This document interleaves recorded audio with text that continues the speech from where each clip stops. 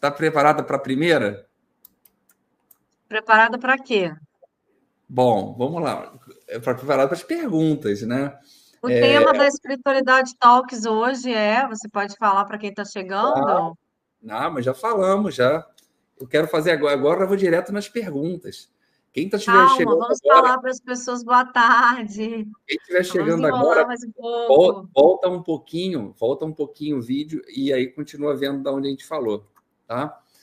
Fê, uma das perguntas que o pessoal faz aí também, que geram bastante dúvida, é a relação com as dores ancestrais, né? Então você Mas poderia qual é o falar. tema de hoje, para eu poder lembrar? O que você vai me perguntar? Foi o tema que você mesmo escolheu, urgente, segredo a revelar sobre ancestralidade. Ah, tá. É porque eu quero que você fale para eles. Ancestralidade de uma forma Não, que eles nunca viram, né? mas aí eles vão ver nas suas respostas, né? Então, assim, o pessoal tem falado muito de dores ancestrais, né? E manifestação sobre isso, sobre aquilo. Eu queria que você respondesse a seguinte pergunta: o que são as dores ancestrais de que tanto falam e como elas se manifestam na nossa vida atual, na nossa atualidade? Tá escuro aí o vídeo para vocês? Estou sentindo que está um pouco escuro. Não, tá bom. Tá tranquilo? Então, as pessoas, elas têm primeiro eu queria conceituar a ancestralidade na visão sistêmica, né? Porque é uma visão que as pessoas que estão muito ligadas a essa questão espiritual, religiosa, ainda não conseguem separar esse conceito. Então, antes de falar das dores, eu vou conceitualizar, que a gente colocou o tema urgente, tem gente aqui perguntando, né, se eu estou sintonizada com o tema, mas é uma brincadeira para ver se o Ricardo lembrava o tema, mas o tema é a ancestralidade, a gente vai falar sobre ancestralidade, e para isso eu vou conceitualizar para vocês. A ancestralidade, na visão sistêmica, ela tem a ver com os nossos antepassados, que muitas pessoas confundem ancestralidade num sentido mais amplo, relacionando, por exemplo, com os povos originários, com espíritos de outras falanges, com outros espíritos que não tem a ver com a visão sistêmica que a gente está trazendo, eu estou trazendo nas minhas respostas aqui do que ele vai me trazer de pergunta. Então, a gente precisa separar isso na caixinha, né, da visão espiritualista, da visão sistêmica, tá? Nós estamos falando da visão familiar, né? Então, os nossos ancestrais são os nossos familiares, e isso tem que ficar muito claro, né? Aqui, são pessoas que vieram antes de nós, que abriram caminho para nós. Boa tarde.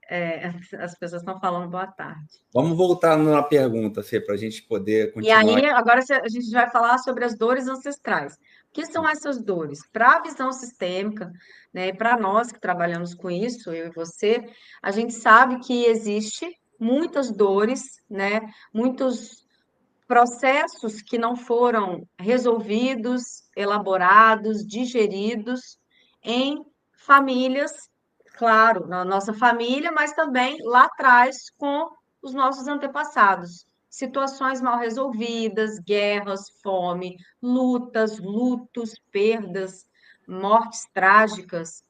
E isso chega em nós, né, nas próximas gerações, a partir de doenças ou situações de fracasso, também de perdas na nossa vida. Então, tem vários efeitos, as dores ancestrais que a gente, porventura, pode herdar, tá? Dentro disso que você está falando, com base no que a gente já viveu, eu vou deixar com você essa resposta. Quais assim que foi mais pontual? Você poderia separar umas três assim, três situações de dores, né, que refletiu em três situações que apareceram na nossa vida, para o pessoal ver se identifica com alguma coisa que está assistindo? Repetição de padrão, por exemplo, às vezes de falência, né? Você já teve estado de falência, já faliu, né? Então, pode ser que algum antepassado seu tenha passado por situação de escassez.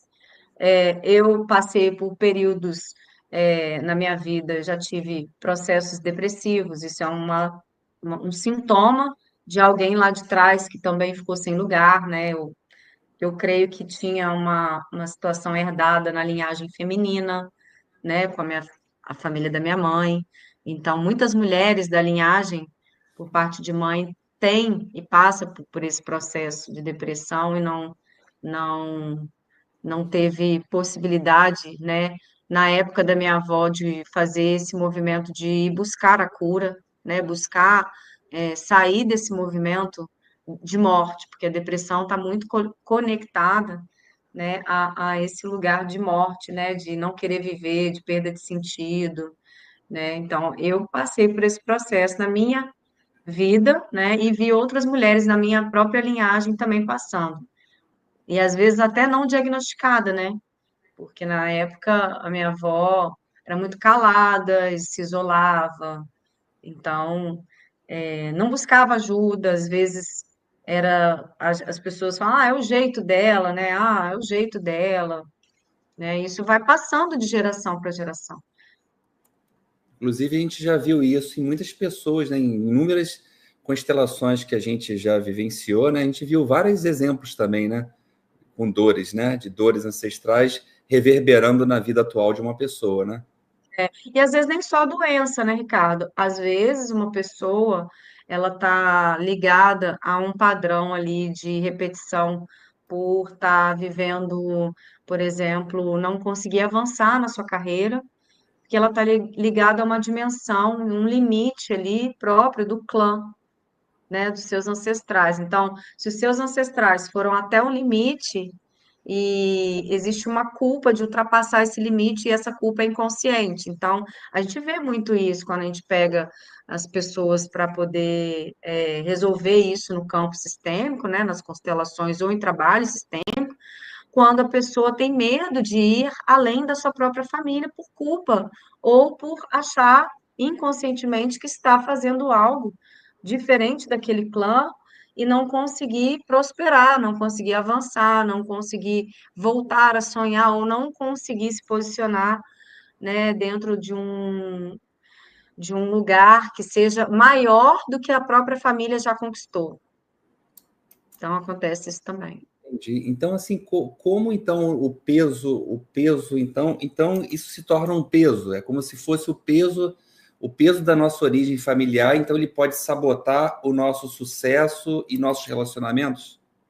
A gente tem que tomar muito cuidado para não responsabilizar tudo e todos da nossa família, né? Quando a gente fala, fala com respeito. A gente precisa olhar, porque tem uma diferença entre peso, né, e entre honra. Eu posso seguir com honra, sabendo que aquilo que pertence ao meu clã familiar, aquilo que eles fizeram lá atrás, foi o suficiente para eu fazer diferente aqui na frente.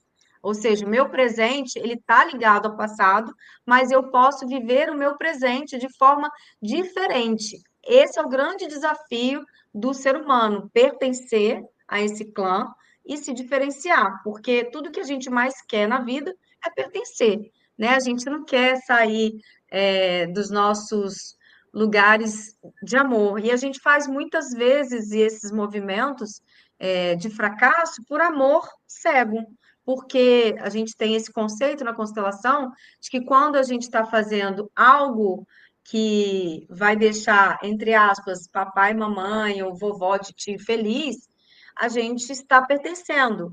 Quando a gente está fazendo algo diferente, nós estamos nos afastando, e isso é no pensamento da criança, é no lugar que mora as nossas fantasias infantis. E a gente cresce com muita fantasia, então quando a gente vai fazer movimentos mais amplos, existe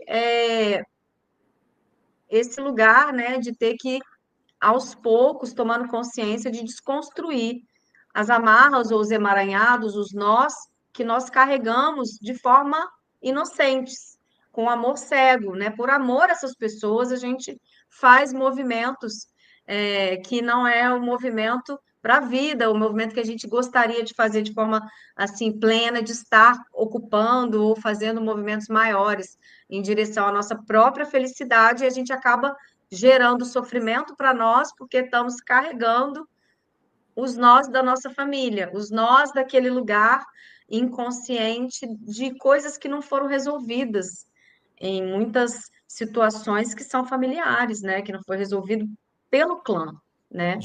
Gente, a Fê é uma estudiosa profunda dos livros de Bert Helling, de vários outros livros, de vários escritores, ainda mais constelação familiar e parte sistêmica de família, ela entende muito. Né? Toda hora que eu tô em casa, eu a vejo, toda hora ela está com um livro, toda hora ela está resumindo, toda hora. Ainda há pouco, que antes de entrar aqui nessa live, ela ainda tá, a gente estava falando aqui sobre a questão de ligação de pai com mãe, né? A gente estava falando sobre isso. Então, ela é profunda Feminino, né? Dentro de nós. sobre isso. Você gostou desse conteúdo? Esse é só um corte do Espiritualidade Talks que fazemos toda segunda-feira aqui no canal. Clique aqui para você assistir esse episódio completo. Vem!